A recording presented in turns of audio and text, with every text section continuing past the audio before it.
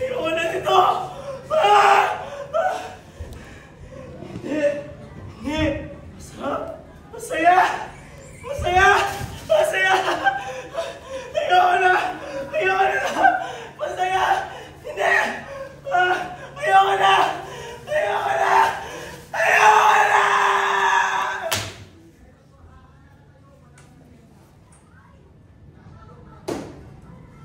Kabataan ng pag-asa ng bayan. Kabataan ng pag-asa ng bayan.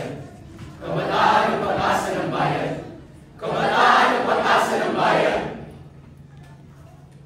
Kapatid, tayo ang pag-asa ng bayan. Ang mundo ay palala ng palala. Hindi ka ba nag-aalala? Magulo! Maingay! Nakakawahala! Sabi mo! Sabi niya! Sabi ko! Sabi ng bawat isa, ang kabataan ang pag-asa ng bayan. Oy, pre! Tara, pre! Ano tayo, pre? Ayoko, nagpipip lang ako. Babe, boring yan! Ito, o Yossi, para mas mahangas, mas totoo. O Yossi ka. Uy, tignan mo to. Magugas ka nga ng plato. Ano ba? Nag-aaral ako. Wala namang ibang mautusan. Nag-break kami ng boyfriend ko! Iniwan niya ako! Bakit mo kasi iniiyakan niya? Ang pangit naman nun! Alam mo, sunod mo dyan, mag-inom na lang tayo! Isang shot para sa iniwan!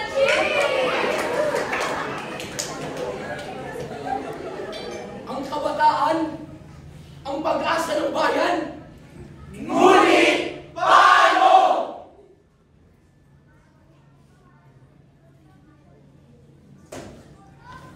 Sadyamang tayo ay nagbubulag-bulagan, mga gawi patungo sa kasiraan.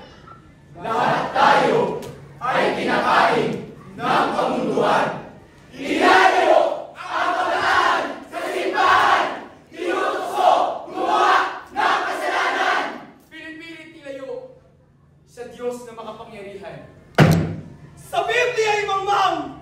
Yan ang mundong ating ginagalawan.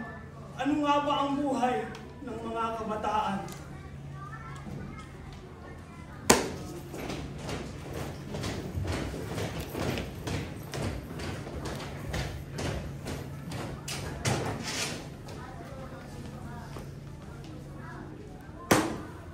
Reklamo ang kanilang pagre-rebelde. Hiling mo ang kanilang pagbabago? Pakiusap mo ang kanilang pakikinig. Bastos ka talagang bata ka! Kanino mo nagtumunan yan? Ha? Tay, tama na yan. Pabilakan mo ako! Huwag mo akong pakialaman! Anak na kita!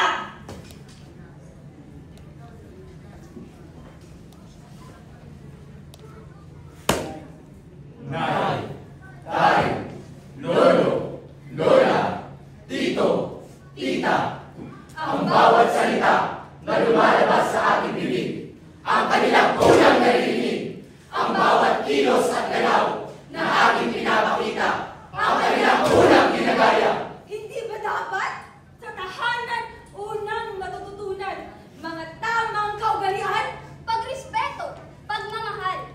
Moralidad at katapatan. Ngunit ang tanong, paano nga ba hinuhubog ang mga kabataan sa bawat tahanan?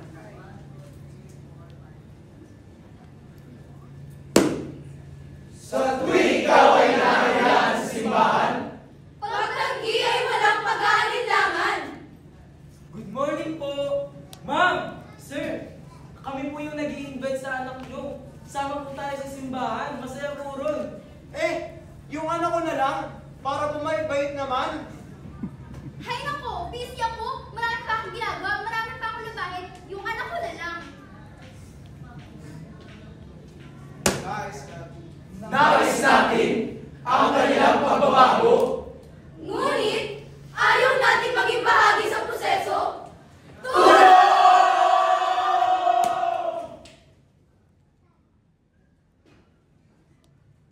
Tulong! Kailangan ng bawat kabataan!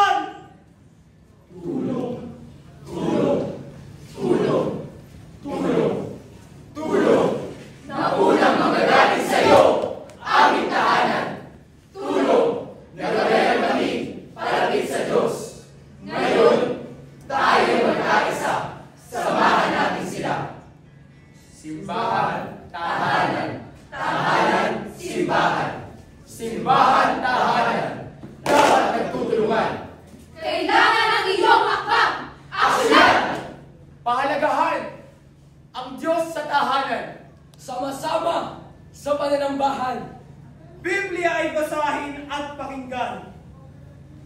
Tahanan, simbahan. Simbahan, tahanan. Haligi ng tahanan, tunay na kilala ang Diyos. Ilaw ng tahanan, nagmamahal sa Diyos. Buhay ng mga anak na may takot sa Diyos. Tahanan, naghuhubog ng mga kabataang may pag-asa sapagkat may Diyos na kinikilala.